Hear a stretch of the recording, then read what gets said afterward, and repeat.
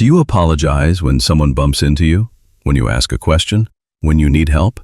Some people say sorry so often, they don't even notice it anymore. But constant apologizing isn't always about politeness. Sometimes it's a sign of something much deeper happening beneath the surface. Imagine a typical Chicagoan rushing down Michigan Avenue during rush hour, walking into the Starbucks on the ground floor of the Willis Tower, accidentally bumping into someone's bag with his elbow, and immediately saying, "Sorry man, my bad."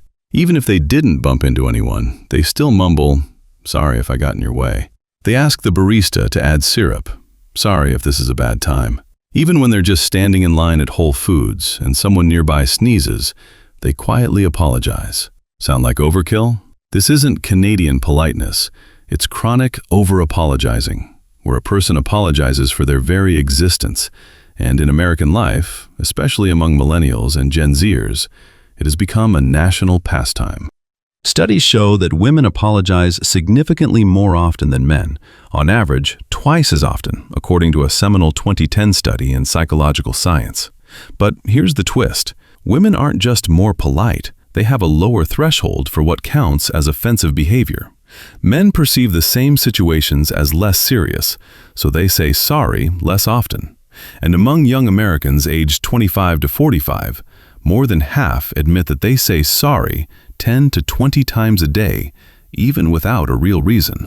We grew up in a culture where not being a burden became more important than being yourself. And this particularly takes a toll on self-esteem in cities like Chicago, where everyone is in a rush, hustling nonstop, and any interruption feels like a crime. The roots of this habit often lie in childhood. If parents were critical, or the mood at home changed as quickly as the weather in Chicago, today sunshine over Lake Michigan, tomorrow a tornado, the child learns quickly, become invisible, take the blame in advance, say sorry first, and the storm will pass you by. This is the classic fawn response from trauma theory. Instead of fight or flight, appeasement, flattery, apologies. Apologies become the currency of safety. You pay with sorry to avoid an emotional bill. Low self-esteem adds fuel to the fire. Deep down sits the conviction, I don't deserve a place in the sun. And any action feels like an intrusion. You take up space in the elevator to the 99th floor of Millennium Park. Sorry. You voice an opinion on Zoom. Sorry if this is stupid. You ask for help. Sorry for bothering you. This isn't modesty. It's the feeling that you're a burden by default. The fear of conflict plays a huge role. In American culture, where everyone keeps saying, keep the peace, especially to women, apologies are a preemptive strike. It's better to take the blame than risk hearing, you're annoying me, or simply, no. You're managing other people's emotions instead of your own, trying to keep everyone from losing their temper. The irony is, this rarely works for long. People sense the insincerity, start to see you as weak, or just get tired of the constant sorry. Perfectionism and imposter syndrome make it worse. You set the bar as high as Everest. You fall, and instead of, okay, I tried, it's, sorry, I messed up. At the Loop office, where everyone grinds 24/7, you send an email with a typo. Sorry if this is unprofessional. You submit a report on time. Sorry if it's not perfect. This isn't about work. It's about the fear of being exposed as a fraud. Anxiety makes everything exponentially worse. Social anxiety turns every interaction into a minefield. What if I say the wrong thing? What if they judge me? Sorry is a safety behavior, like a ritual in OCD. It provides momentary relief, but then the cycle begins. Anxiety to apology to relief to even more anxiety, because you feel unworthy again. Biologically, this is also understandable. Chronic anxiety hyperactivates the amygdala. The prefrontal cortex slows down.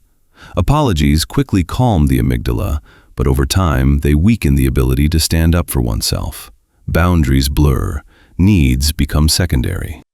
In the American context, this is particularly paradoxical. We're taught to be assertive, speak up, and own our space, from TED Talks to self-help books. But if inside you're still following the old script of don't stick your neck out, all that be bold stuff sounds like a mockery. You try to be confident, but what comes out is, sorry if I'm speaking too loudly. In corporate America, this can cost you a promotion. The boss sees not a leader, but a person who devalues themselves. Research from 2020 confirms frequent unnecessary apologies lower the perception of competence, reduce the chances of promotion, and ideas that start with "sorry, but" are implemented less often.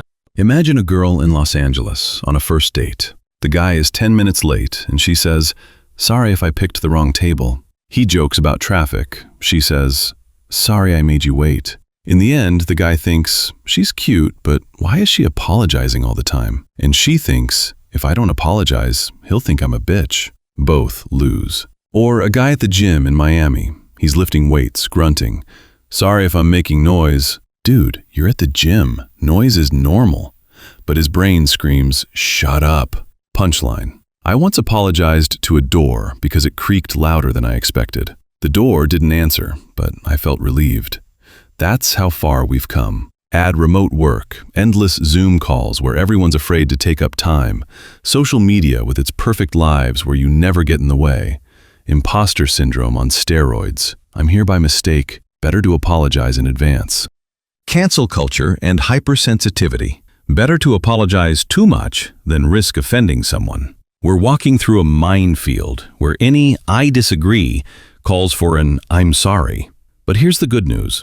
This is changing. Awareness is the first step. Notice when "sorry" slips out automatically and ask yourself, what am I really apologizing for? Is it my fault or is it fear of conflict? A technique from ACT. Simply observing reduces the impulse by 30 to 40%. Replace it with gratitude. Instead of "sorry I'm late," "thank you for waiting." Instead of "sorry if this is a stupid question," just ask the question. The self-compassion technique from Kristen Neff. Treat yourself like a friend. You don't tell friends "sorry for existing." Practice saying it out loud. It'll cringe at first, but you'll get used to it. Practice saying no and setting boundaries without apologizing. Start with small things. "No, I can't today," without "sorry." "That doesn't work for me," without "sorry if I offended you." Research confirms people who stop over-apologizing feel more confident and earn more respect. You have the right to be here fully, without preamble. You are not a burden, not an inconvenience, not a mistake. Your existence requires no justification. When you stop apologizing for every breath you take, the world won't collapse. On the contrary, it will become more honest. In Chicago, where the wind from the lake blows hats off people's heads, but they still rush on, you'll finally take your place without having to pay in advance with a "sorry." If you liked the video, hit like, subscribe, and be sure to share in the comments your most ridiculous situation where you apologized for nothing. Let's find our people.